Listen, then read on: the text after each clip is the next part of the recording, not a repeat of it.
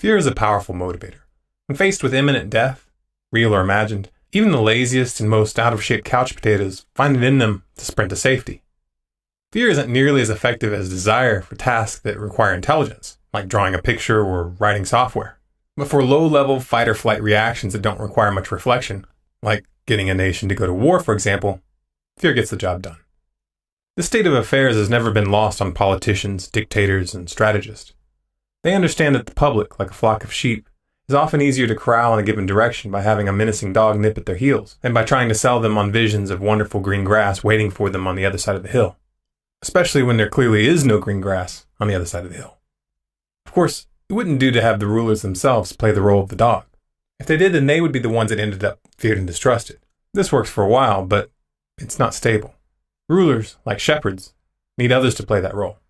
They need boogeymen, terrifying enemies lurking in the shadows, right next door or in a distant land, so that the rulers can play the role of the valiant protector, the mommy and daddy that you never outgrow. Don't worry, you don't need to think. Your mommy and daddy, the state, will take care of this. All you have to do is obey. And such phantoms aren't readily available. They're manufactured or blown out of proportion, like an ant turned into a science fiction monster by zooming in with a magnifying glass. The specter of Islamic terrorism is a combination of these two, manufactured and exaggerated. Manufactured? Oh, please. You're not trying to tell me that the United States created Al-Qaeda, are you? Actually, yes, I am saying that. This is a historical fact. It's not even up for debate. We also have a history of kind of moving in and out of Pakistan. I mean, let's remember here, the people we are fighting today, we funded 20 years ago. We funded, armed, and trained Al-Qaeda in Afghanistan the same way that we're currently funding, arming, and training Al-Qaeda in Syria right now, and for the same reasons. Osama bin Laden was literally on the CIA's payroll. We even know his code name, Tim Osman. The documents are declassified. This isn't rocket science, people. This information is easily available to the public if you're willing to do a little of your own research. Let's look at another example. In 1980, the U.S. funded and armed Saddam Hussein to assist in his invasion of Iran. We gave him missile technology, chemical weapons precursors, and biological weapons. The same weapons that he used against the Kurds. The U.S. government knew full well what he was doing, and yet they said nothing. That is, until they needed an excuse to invade 20 years later. That's when it was convenient to build up his boogeyman status, to puff up the American population with a strange mixture of fear and bravado. Fear because there was a big bad man who posed an imminent threat to the American people.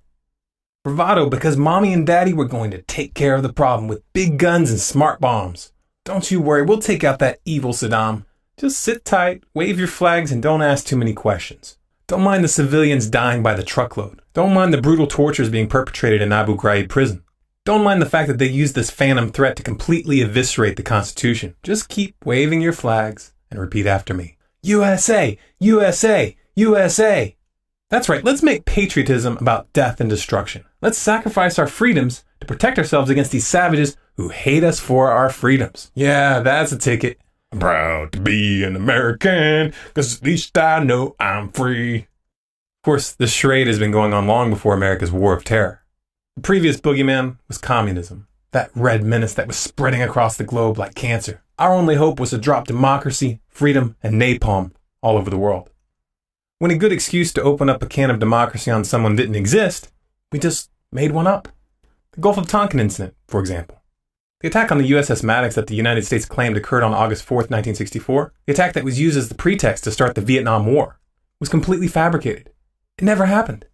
The U.S. Navy's own historical website acknowledges this now.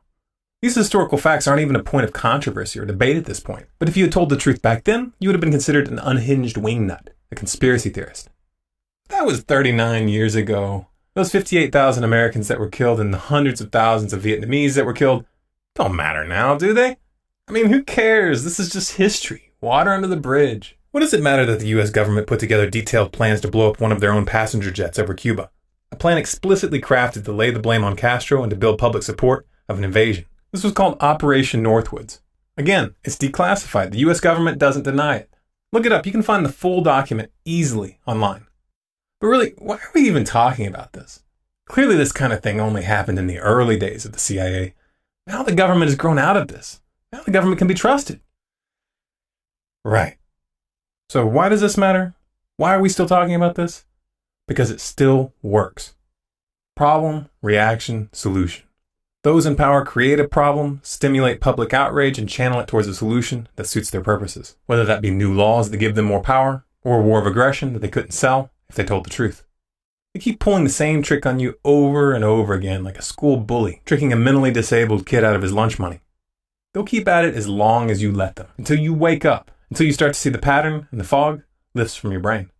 Better wake up quickly though, because these psychopaths, these so-called powers that be, are building up to something big. I can't tell you what that event will be, and I can't tell you when it's going to happen. But I can tell you what they're going to use it for. To expand the wars, and to take away more of your freedoms. We may not be able to prevent whatever event is going to be used as a pretext, but we can work to influence the reaction. And if they don't control the reaction, if they aren't able to maintain control of the dialogue, if they aren't able to get you quivering in your collective boots about the big bad men in the Middle East, these Islamic terrorists in caves, or these anti-government extremists in your midst, then this could very well backfire and actually wake more people up. But in order for that to happen, you're going to have to get off the sidelines and join the fight.